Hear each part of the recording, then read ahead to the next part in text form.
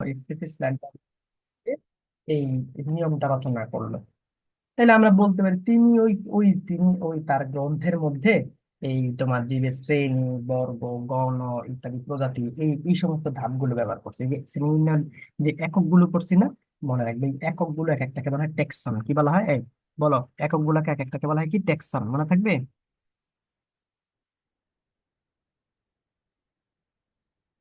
ওই যে কিংডম, পাইলাম, ক্লাস, অর্ডার, ফ্যামিলি, এগুলো সব এক একটা কি? টেক্সন। এটাকে বুঝছো তোমরা? এটাকে টেক্সন বলা হয়। জি স্যার। তাই সেটা টেক্সন বলা হয়। আচ্ছা, ঠিক আছে। তাহলে তিনি ওই তার এই গ্রন্থে সব এই যতগুলা ছিল সবগুলো নিয়ে তিনি কথা বলতে, তারপরে এই সমস্ত বর্ণনা দিল। তার মানে আমরা বলতে পারি যে আসলে লিনিয়াস এই দ্বিপদ নামকরণের পদ্ধতি নিঃসন্দেহে একেবারে তোমার, মানে নিঃসন্দেহে ওনারটাই। এইটা নামকরণটা আসলে মূলত ওনার হাতেই। তাই আমরা ওনাকেই জনক বলবো। আর উনি কি করলে এবার, তাহলে পদ্ধতিটা একটু আমরা দেখবো পদ্ধতিটার ক্ষেত্রে কি হবে। পদ্ধতিটা তোমরা ম্যাক্সিমামই জানো। তারপর আমি আরেকবার বলি, নামকরণটা তিনি বলছিলেন ল্যাটিন ভাষায় হবে, অথবা নামকরণ তুমি ল্যাটিন ভাষায় বলতে পারতেছো না, কি তাইলে কি করতে হবে? তাইলে ল্যাটিন ভাষার মতো করে উপস্থাপন করতে হবে। মানে ল্যাটিন ভাষা যেটা থাকে, ল্যাটিন ভাষার কিছু স্যার, বলো। ট্যাক্সনটা জানি কি বললেন, ওটা যদি আরেকবার বলতেন ভালো হতো। শ্রেণীবিন্যাসের একক, শ্রেণীবিন্যাসের একক। যেমন এই 7টা একক আছে না, ওই 7টা এককের এক একটাকে টেক্সন বলা হয়।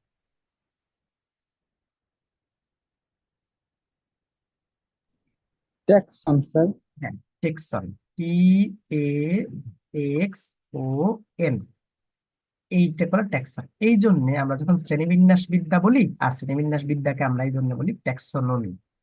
ওই ট্যাক্সন মানে হলো এই শ্রেণীবিন্যাসের একক, এবং এই শ্রেণীবিন্যাসের এককে আমরা হায়ারার্কিক্যাল করে যে এক একটা শ্রেণীতে রাখি, মানে এক একটা ধাপে রাখি, এই জন্য সেই পদ্ধতির নাম ট্যাক্সোনমি। বুঝছো? জি স্যার, স্যার। ট্যাক্সন অর্থ কি? ট্যাক্সন হলো শ্রেণীবিন্যাসের শ্রেণীবিন্যাস। একক। শ্রেণীবিন্যাসের একক, অর্থ কি? এটার দ্বারা বোঝায় শ্রেণীবিন্যাসের একক। আর এই শ্রেণীবিন্যাসের একক জি- এককে যখন আমরা 7টা শ্রেণী নেই, আমি কিছু পদ্ধতি শুনতে পাচ্ছি না। পদ্ধতি ভাগ করাকে বলা হয় টেক্সন। প্রিন্টে আসছে। এখন দেখো, তাহলে এটা গেল। এরপর আসলো কি, এই যে তাহলে নিয়মগুলো একটু মনোযোগ দিয়ে শুনবা, একটু মনোযোগ দিয়ে শুনবা নিয়মগুলো। হ্যাঁ, নিয়মগুলো খুব ইম্পর্টেন্ট এখানে। ধরো এই যে ল্যাটিন যে ভাষা আছে, এখন তার তোমাদেরকে আমি ভাষা শেখাইতে পারবো না যে ল্যাটিন ভাষা আছে। তো আমাদের ভাষার মধ্যেও তো কিছু বৈশিষ্ট্য আছে না।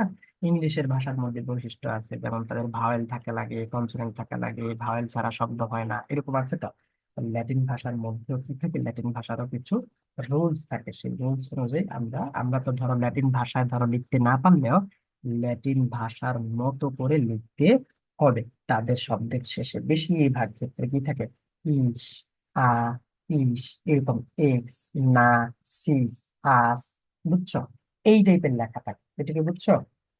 তাহলে এই যে তাদের লেখার ক্ষেত্রে তারা মানে তারা লেখি ভাবে, তাদের ভাষারই বৈশিষ্ট্যের ব্যাপার। তাহলে আমরাও যদি কোনো একটা নাম দিতে চাই, আমরা ল্যাটিন ভাষার মতো করে উপস্থাপন করতে হবে।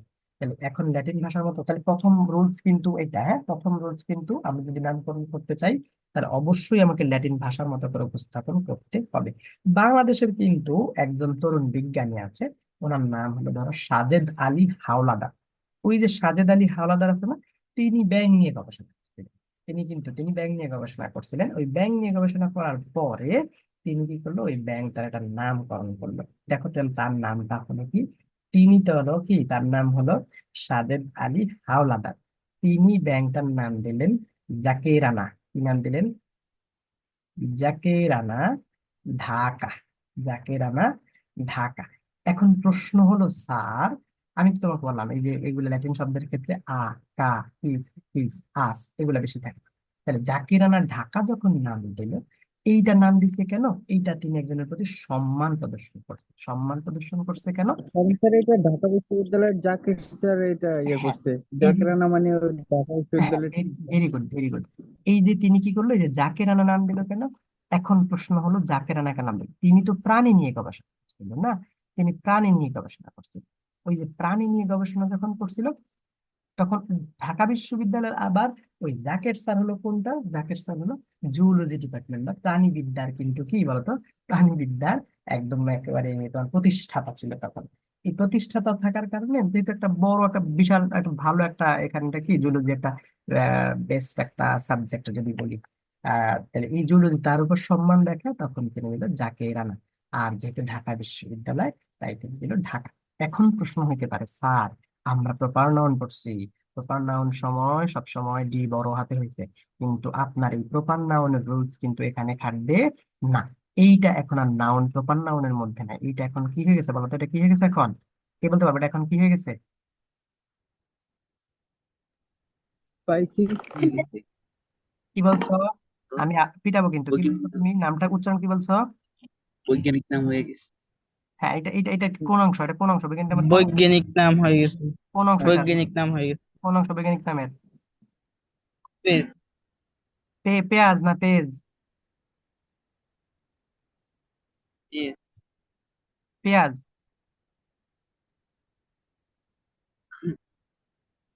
তাই বলো, জাকরানা। আমি বলছি এটা বৈজ্ঞানিক নামের কোন অংশ, কোন টেক্সন বা কোন এককটা, 7টা মধ্যে এটা কোন অংশ? এই এই বলো, 3 জন বলো। স্পেসিস। স্পেসিস। এটা জি স্যার। আসলে আমরা জানি যে ঢাকা লিখতে হলে আমরা কি করি, ঢাকা লিখতে হলে দুইটা বড় হাতের লিখি না?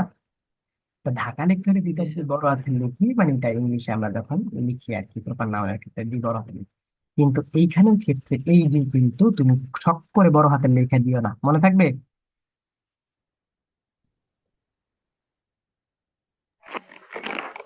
থাকবে স্যার। হ্যাঁ, তাহলে এইটা হলো জাকেরানা, ঢাকা দিবি কেন? এই ঢাকা হলো ওই জন্য ঢাকা ইউনিভার্সিটির জুলজি ডিপার্টমেন্টের প্রতিষ্ঠাতা ছিলেন, যার কারণে ওর নাম দিয়েছে এটা। এই ঢাকাটা হলো এখানে একটা স্পেসিস নাম। স্পেসিস এর নামের প্রথম অক্ষর কি হবে? স্পেসিস নামের প্রথম অক্ষর কি হবে বলতো? স্পেসিস নামের প্রথম অক্ষর কি হয়, একটু বলতে পারবা?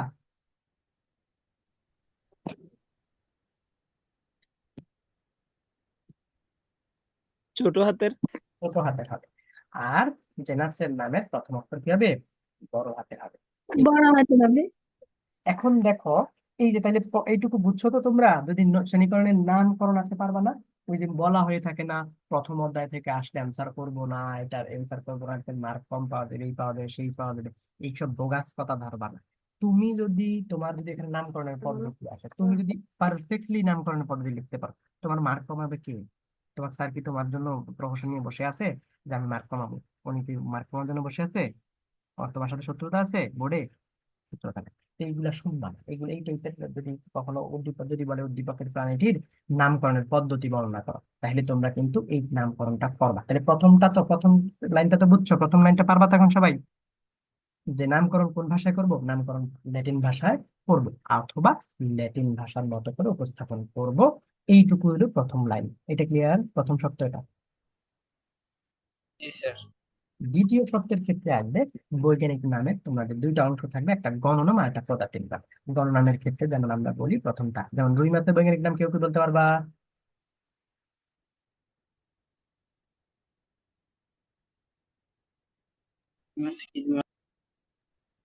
এরামনি তুমি বলো, রুই মাছের বৈজ্ঞানিক নাম কি হতে পারে? লাবিও রুহিতা। ল্যাবিও রুহিতা। তাইলে কেউ কি বলতে পারো কাতলা মাছের বৈজ্ঞানিক নাম কি? কাতলা কাতলা। কাতলা কাতলা। কাতলা কাতলা। Good, very good. এই যাক, একটু ধারণা আছে তাইলে। তো আমি বললাম যে ল্যাবিও রোহিতা, তাহলে ল্যাবিও রোহিতা আসলে কি? এই ল্যাবিও হলো তার গণ, এবং রোহিতা হলো কি তার কি প্রজাতি, মনে থাকবে? ল্যাবিও হলো কি গণ, ল্যাবিও হলো গণ, এবং রোহিত হলো প্রজাতি।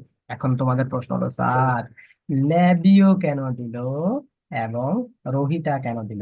আমি একটু বিজ্ঞানিক নাম। পরে এগুলা নিয়ে ব্যাখ্যা করতেছি, হ্যাঁ? একটু পরে আমরা এই জিনিসটা শেষ করে নিই, এরপর আমি সবগুলো বৈজ্ঞানিক নাম সম্বন্ধে বলবো। এর প্রশ্ন কি, জীবজগতের প্রতিটি বৈজ্ঞানিক নামকে কি করতে হবে? তৃতীয় নাম্বার হলো কি ইউনিক হতে হবে। ইউনিক বলতে কি বোঝায়? ইউনিক বলতে বোঝায় ওই যে উদাহরণ দিলাম, যে ইউনিক বলতে বোঝায় হলো যেমন মেসি, মেসি যে খেলা, যে মেসি এটা কারো নাই, তাহলে এটাই ইউনিক। তাহলে এই ব্যাপারটা ইউনিক হলো কি, অন্য কোনো, পৃথিবীতে অন্য কোনো বৈজ্ঞানিক নামের সাথে মিলতে পারবে না। বুঝছো? এটা কিন্তু অনুমতি নেই। 4 নম্বরে হলো, এটুকু তো বুঝছো, এটা সমস্যা নেই তো? স্যার রুই মাছ এবং কাতলা মাছের নামটা জানি কি? ল্যাবিও রোহিতা, আর এটা হলো কাতলা কাতলা।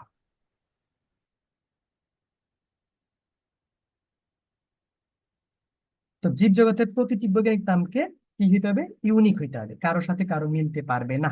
আজকে তুমি ল্যাবিও রোহিতা দিয়ে রুই মাছ এটা দিলা, আরেকজন দিল আরেকজন ধরো একটা ব্যাঙের নাম দিল ল্যাবিও রোহিতা, তাইলে হবে না। এরকম কোনো ধরনের কোনো রুলস নাই। 4 নাম্বার হবে হলো বৈজ্ঞানিক নামের প্রথম অংশের প্রথম অক্ষর কি হবে? বড় হাতের, এবং পরের অংশ বলো স্পেসিসের নামের ক্ষেত্রে কি হবে? পরের অংশ ছোট হাতের হবে। এটুকু বুঝছো? এটুকু তো আর বলার দরকার নাই, এটুকু এখন তোমাদের ক্লিয়ার। পরের টুকুতে যদি আমি বলি, এরপরে যেমন এটার উদাহরণ যদি বলি অ্যালিয়াম সেপা, আর এটা হলো কি প্যান্থেরা লিও। অ্যালিয়াম সেপা কার নাম বলতো? কেউ কি বলতে পারবা? পেঁয়াজ।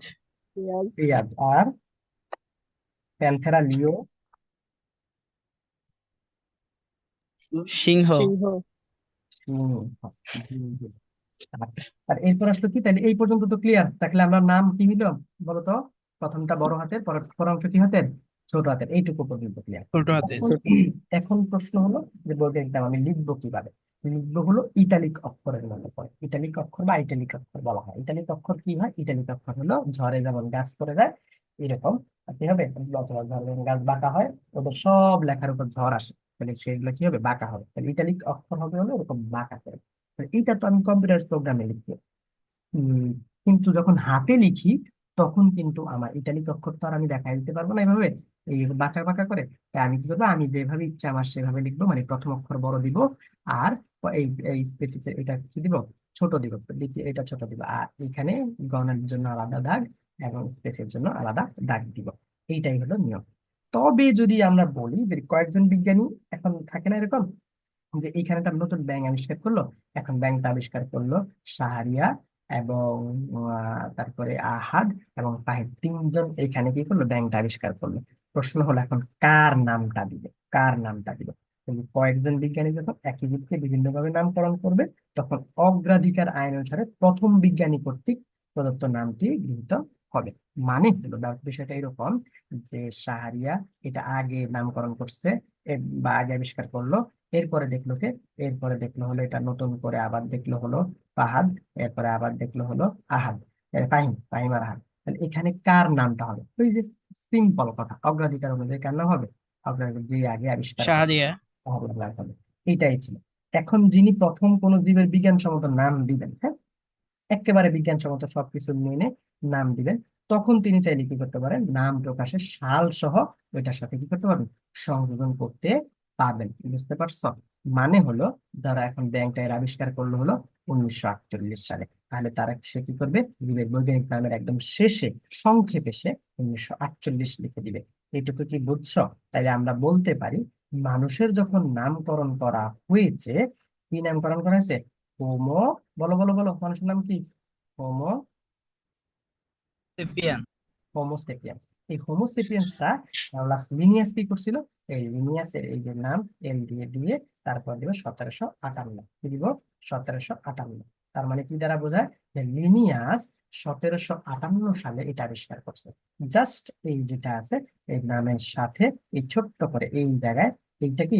এই লিনিয়াস 1758 দিয়ে দিল। তাহলে ওরাও যখন এই ছাড়িয়া যখন আবিষ্কার করবে, সে ধর 1948 সালে আবিষ্কার করলো, তাহলে সে যেই নামটা দিবে সেই নামটার এই কোণা দিয়ে এই যে কি শাহরের বিজয়, তাহলে বি দিয়ে বি ডট, এই ডট দেওয়ার পরে 1948 লিখে দিবে। এইটুকু কি তোমরা বুঝছো?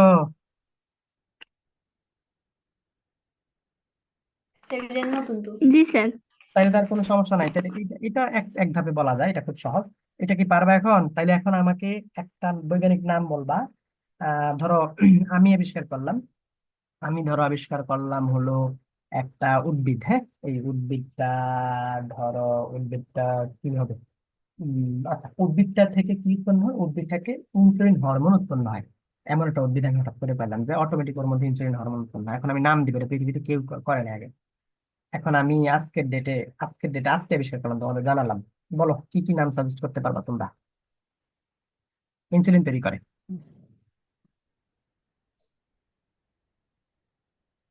স্যার আপনার নামে প্লাস আজকের তারিখটা। আজকের তারিখটা, নাম একদম ফুললি একটা বৈজ্ঞানিক নাম বলো, একদম শূন্য। আজকে মানে 2024 সাল স্যার। 2024, ওকে বুঝলাম 2024। এখন আমাকে ফুললি বলো, যেমন আমি একটু উদাহরণ দিই, হোমোসেপিয়েন্স এল মানে লিনিয়াস 1758, তোমরা এরকম একটা নাম দাও।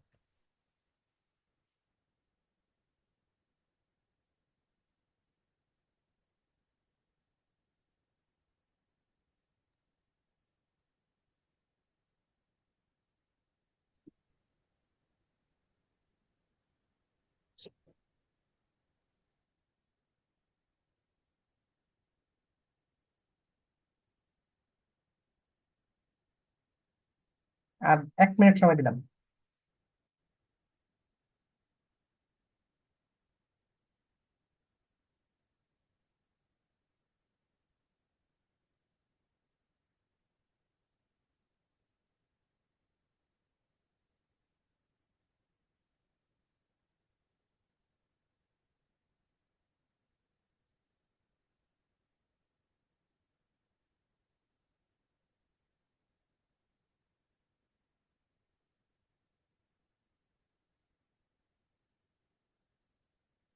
পাইছো, বলো পাইছো?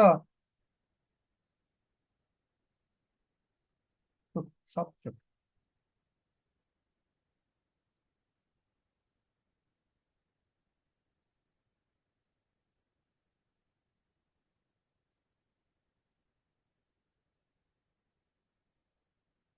কি ব্যাপার, সব চুপ হয়ে গেল?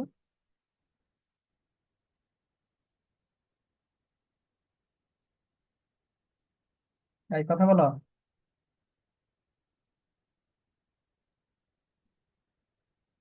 ফাহিম,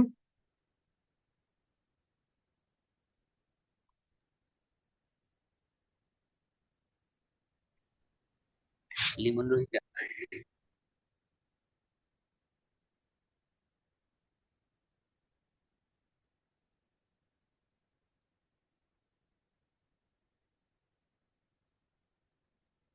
লিমন টিগ্রিস।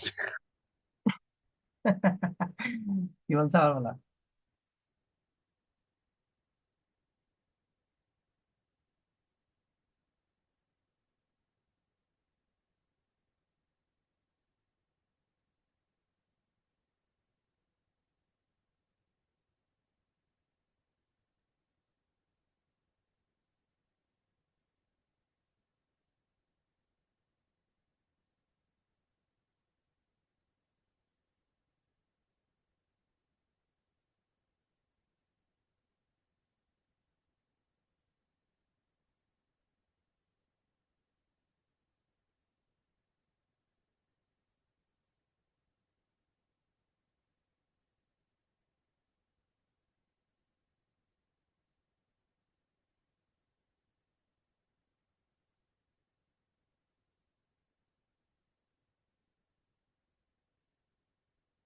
এই কথা বলো, শেষ, সময় শেষ।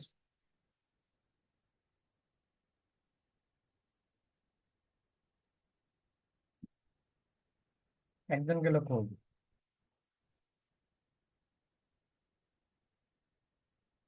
ঠিক আছে, সময় শেষ। এখন এখন আসো, এখন মনোযোগ দাও, এখন বৈজ্ঞানিক নাম ব্যাখ্যা করবো আমি।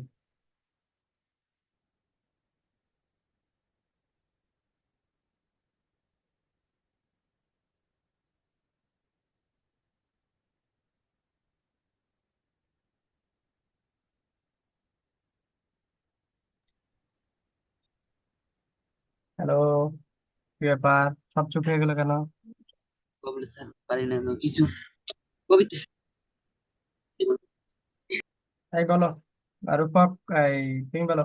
হ্যাঁ, স্যার আসতেছে না। আসতেছে না। হীরামণি, তুমি বলো।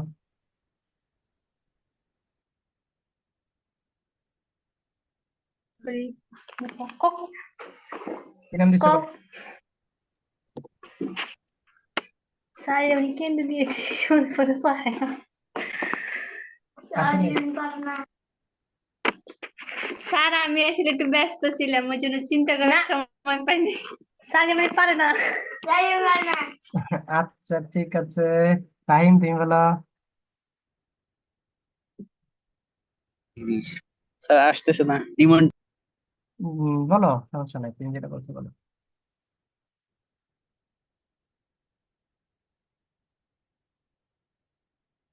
ওই স্যারের নামেরটা আবার বল। আরিয়া, বলো স্যার, বলো। বোটানি লিমন 2024। বোটানি লিমন 2024। এটার নাম দিচ্ছে বোটানি। বোটানি কেন দিচ্ছ?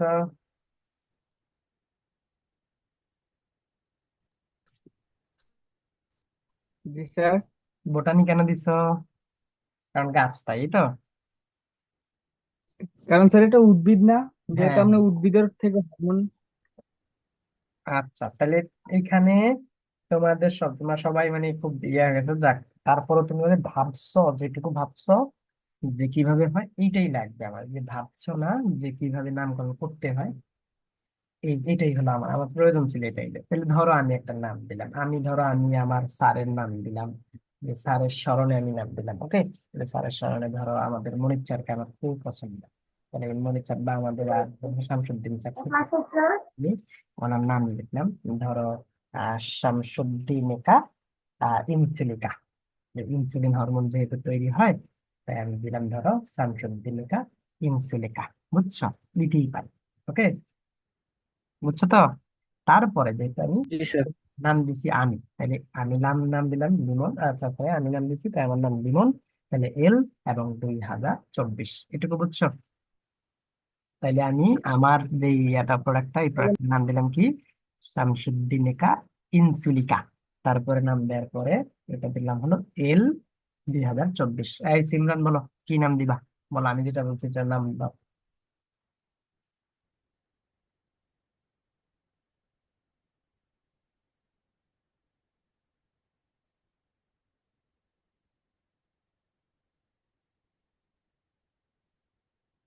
গেল, সিমরান আবার গেল। এখন দেখো, তাহলে এখন আমি যেটা বলবো, এই আমাদের অধ্যায় কিন্তু শেষ, বুঝছো? আমাদের অধ্যায় কিন্তু শেষ।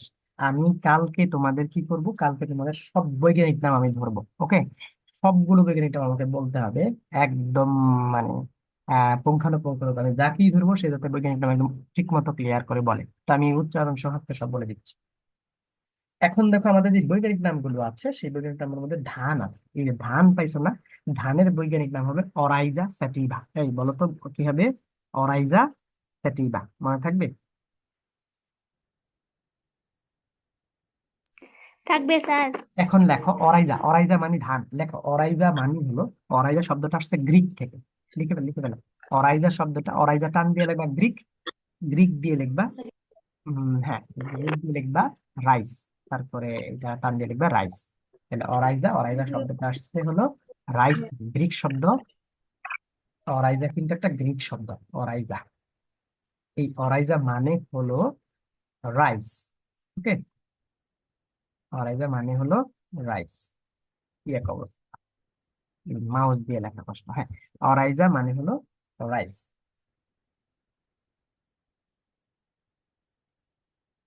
লিখছো লিখছো? জি স্যার। এবার লেখো স্যাটিভা। স্যাটিভা, স্যাটিভার অর্থ হলো কাল্টিভেটেড। কাল্টিভেটেড মানে হলো যেটা কি ফলন করা হয়েছে না, এটা হলো কাল্টিভেটেড। তাহলে অরাইজা স্যাটিভা। তাহলে অরাইজা মানে হলো ধান, স্যাটিভা হলো যেটা কি ফলন করা হয় বা উৎপাদন করা হয়, কাল্টিভেট করা হয়। তাহলে অরাইজা অর্থ ধান, মানে হলো রাইস, আর স্যাটিভা মানে হলো কাল্টিভেটেড। এটা হলো ল্যাটিন। হ্যাঁ, স্যাটিভা কিন্তু ল্যাটিন টার্ম থেকে আসছে।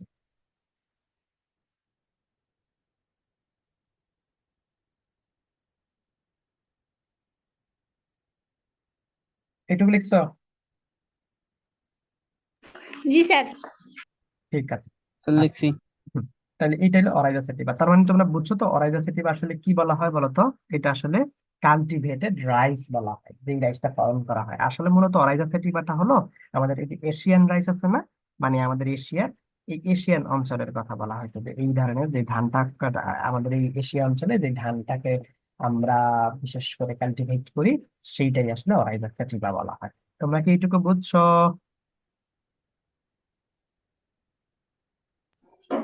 বুঝছি স্যার। ঠিক আছে, এরপর আসলো কর্করাস ক্যাপসুলারিস। কর্করাস লিখে ফেলো, কর্করাস ক্যাপসুলারিস, যেটা হলো পাট। পাট আরেকটা হয়, তোষা পাট হয়, মেস্তা পাট, তোষা পাট, অনেক ধরনের পাট হয়, কর্কাস অলিটোরিয়াস একটা আছে, তোমরা এইটা মনে রাখো, কর্করাস ক্যাপসুলারিস। কর্করাস ক্যাপসুলারিসটা আসছে কোত্থেকে? কর্করাসটা একটা আসলে এটাও গ্রিক ওয়ার্ড, এটা এক ধরনের প্ল্যান্টের নাম ছিল কর্করাস, বুঝছো? এই প্ল্যান্টের নামটা ছিল কর্করাস। আর ক্যাপসুলা মানে হলো লিটল বক্স, মানে ছোট বক্স। ওকে, তাহলে এই যে পাট যেটা আসলো, এই পাটটা আসলো আসলো কোত্থেকে? ওই যে আগে ধরো গ্রিক এক ধরনের প্ল্যান্ট ছিল কর্করাস, সেই কর্করাস থেকে। আর ক্যাপসুলারিস আসছে কোত্থেকে? ক্যাপসুলা মানে হলো লিটল বক্স, যেমন আমরা ক্যাপসিউল, যে এই ওষুধ যে ক্যাপসিউল খাই না, ক্যাপসিউল, এই ক্যাপসিউল কি ছোট একটা বক্সের মতো না? ওর ভিতরে তো সব থাকে, বুঝছো? তো এখন প্রশ্ন হলো, স্যার এটা কেন নাম দেওয়া হলো? ওই যে কর্পোরাস ক্যাপসুলারিস, এই তোমরা কি পাটের থেকে কোনো ধরনের কোনো ছোট ছোট ছোট ছোট ফ্রুট বা পাটের ফল এরকম উৎপন্ন হয় এরকম দেখছো? হ্যাঁ স্যার। পাট গাছ থেকে, দেখছি। একটা পাট গাছ থেকে ছোট ছোট একদম ক্যাপসুলের মতো কোনো কিছু তৈরি হতে দেখছো কখনো? না স্যার। কেউ দেখো নাই তো, এগুলো কি দেখছো? হুম। তাহলে এই যে আমরা যদি বলি যে এটা আসছে কোত্থেকে? ক্যাপসুলা থেকে আসছে, অর্থাৎ এই যে এই প্ল্যান্টটা থেকে যে ছোট ছোট ক্যাপসুলের মতো বের হয়, বুঝছো? এটা ফল বলতে পারি, পাটের ফল। তাই এই জন্য এটাকে বলা হচ্ছে কর্করাস ক্যাপসুলারিস। মানে কর্করাস শব্দটা আসছে কোত্থেকে? কর্করাস হলো এমন একটা গ্রিক ওয়ার্ড, যদিও একটা প্ল্যান্ট আছে তার নাম কর্করাস ছিল, তার থেকে ক্যাপসুলের মতো ছোট ছোট ছোট বের হতো, বুঝছো? তো পাটের মধ্যে সেরকম দেখা গেছে, তাই এটার নাম দেওয়া হচ্ছে কর্করাস ক্যাপসুলারিস। এই ক্লিয়ার এটা? স্যার কর্কোরাস অর্থ কি? কর্কোরাস এটা এনশিয়েন্ট গ্রিক একটা ওয়ার্ড, ওর একটা প্ল্যান্টের নাম দিতে কর্কোরাস, বুঝছো? বুঝছি স্যার। এরপরে আসলো আমের নাম। আমের নামে হলো কি? বলো বলো বলো, আমের নাম কি? Mangifera indica. ম্যাঙ্গিফেরা ইন্ডিকা, এটা আসছে, ম্যাঙ্গিফেরা আসছে হলো ম্যাঙ্গো শব্দ থেকে। ম্যাঙ্গিফেরা আসছে থেকে ম্যাঙ্গো শব্দ থেকে। আর ইন্ডিকা শব্দটা কিন্তু সত্যি সত্যি আসছে ইন্ডিয়া শব্দ থেকে। ইন্ডিয়া শব্দ থেকে ইন্ডিকাটা আসছে, ঠিক আছে? তাহলে আমরা বলতে পারবো আমের বৈজ্ঞানিক নাম হলো ম্যাঙ্গিফেরা, আসছে ম্যাঙ্গো থেকে। ইন্ডিকা শব্দটা আসছে ইন্ডিয়া থেকে। ওকে,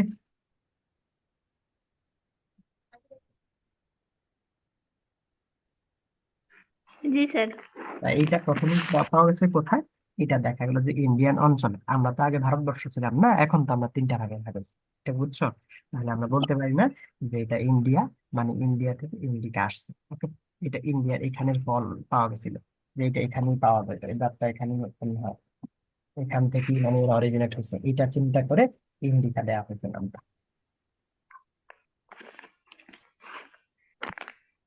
তাই ক্লিয়ার? এটা ক্লিয়ার?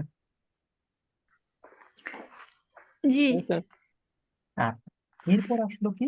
এরপর আরেকটা নাম আসলো কাঁঠালের, নাম হলো অ্যারটোকার্পাস হেটেরোফিলাস। অ্যারটোকার্পাস হেটেরোফিলাস, এইটাও অ্যারটোকার্পাস শব্দটা আসছে গ্রিক ওয়ার্ড থেকে। গ্রিক ওয়ার্ড লেখো, এটা গ্রিক ওয়ার্ড, আর এ আর টি ও এস, অ্যারটোস। অ্যারটোস মানে হলো ব্রেড। ব্রেড মানে কি বলো তো? এই বলো, ইংলিশ চেক করি আজকে। বলো, ব্রেড মানে কি?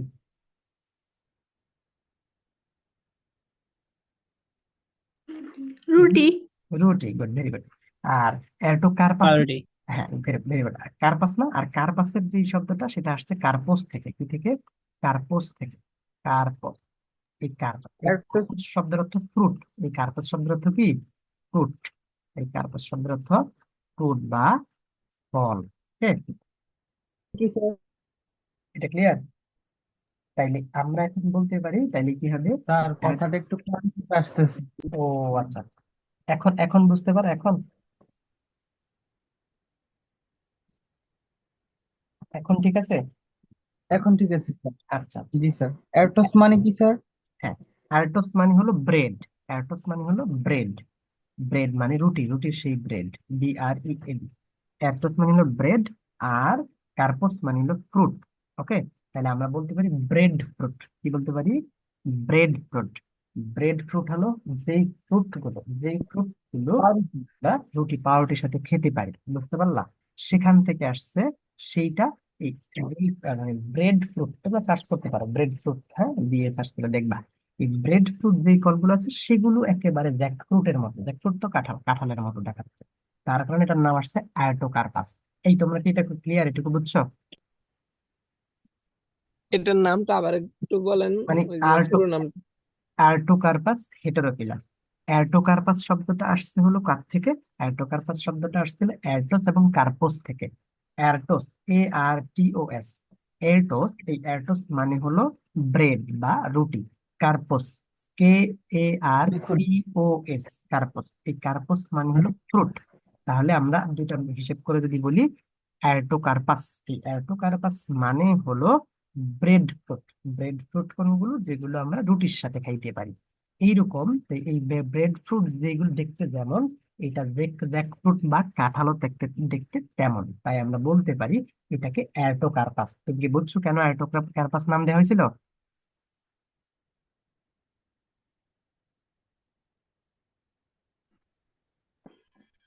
স্যার জি স্যার। হেটোকার্পাস।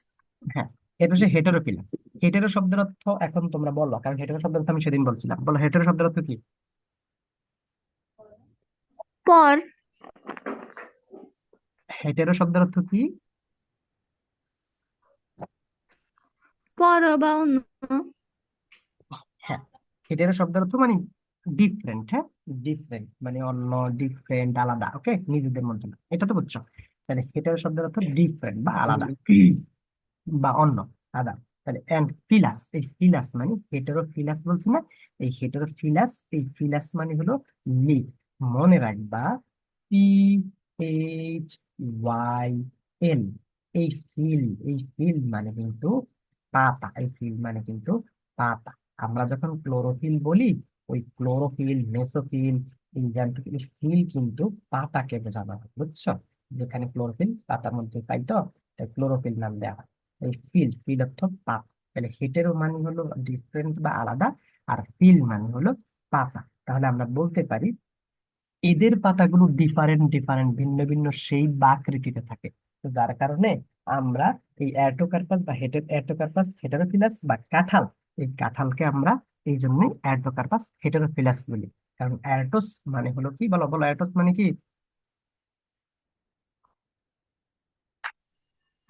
রুটি। হ্যাঁ, অ্যাডাস মানে হলো ব্রেড, আর কার্পস মানে হলো ফ্রুট। তাহলে ব্রেড ফ্রুটের মতো দেখা যায়, যেগুলো আমরা রুটির সাথে খাই, এইরকম ফলের মতো দেখা যায় জ্যাকফ্রুটকে। আর এদের পাতাগুলো দেখা যায় একেবারে কিরকম, একদমই একটা থেকে আলাদা, একটা সেই আলাদা হয়। তাহলে এই যে অ্যাটোকার্পাস, এই জন্য তার নাম দিচ্ছি হেটেরো, মানে বিভিন্ন ভিন্ন। আর ফিলাস, ফিল, ফিল থেকে আসছে ফিলাস, ফিল মানে হলো পাতা। তাহলে অ্যাটোকার্পাস হেটেরোফিলাস মানে হলো ব্রেড ফ্রুটের মতো যে জ্যাকফ্রুটটা আছে, তার পাতা হলো ডিফারেন্ট বা ভিন্ন সেই বা আকৃতির। ক্লিয়ার এটা?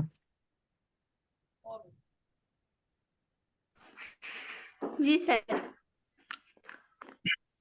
এরপর আসলো কি, এই দেখো একটা ইম্পর্টেন্ট সময়, এই এই সিমরান নাই, একটা ইম্পর্টেন্ট সময় এখন এটা, এগুলা কিন্তু আচ্ছা রেকর্ড পরে দেখে নিবে।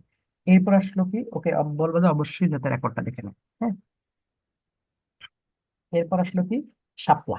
শাপলার ক্ষেত্রে হবে নিমফিয়া নওকেলি, নিমফিয়া নওকেলি। তোমরা কি করছো এটাকে?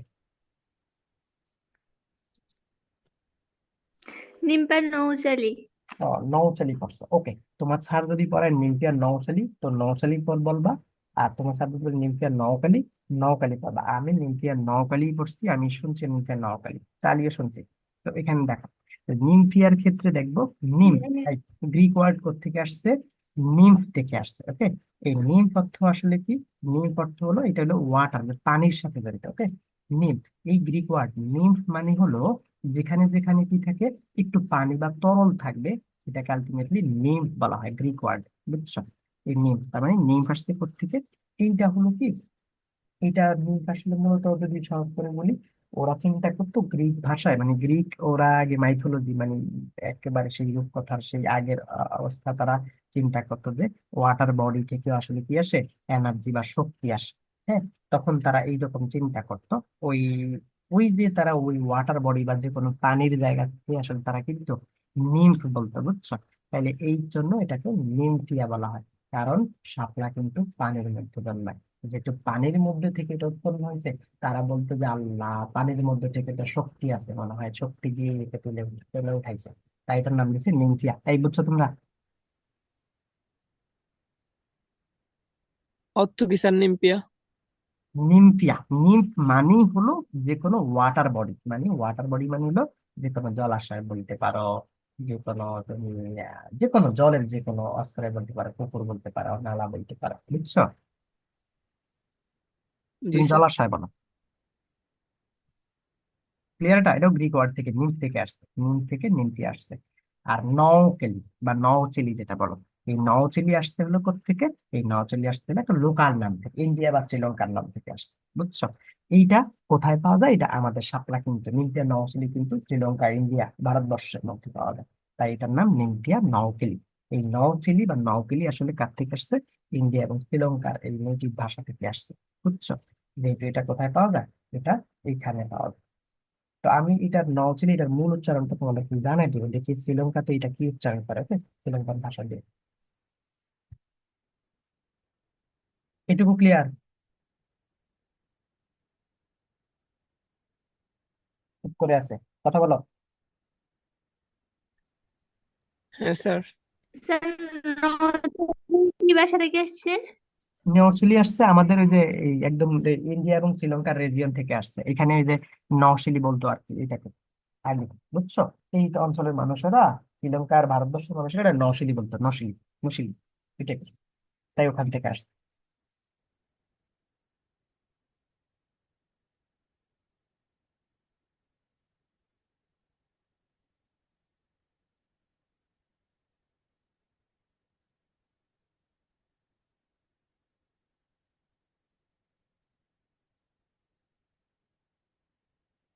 তাই ক্লিয়ার এটা?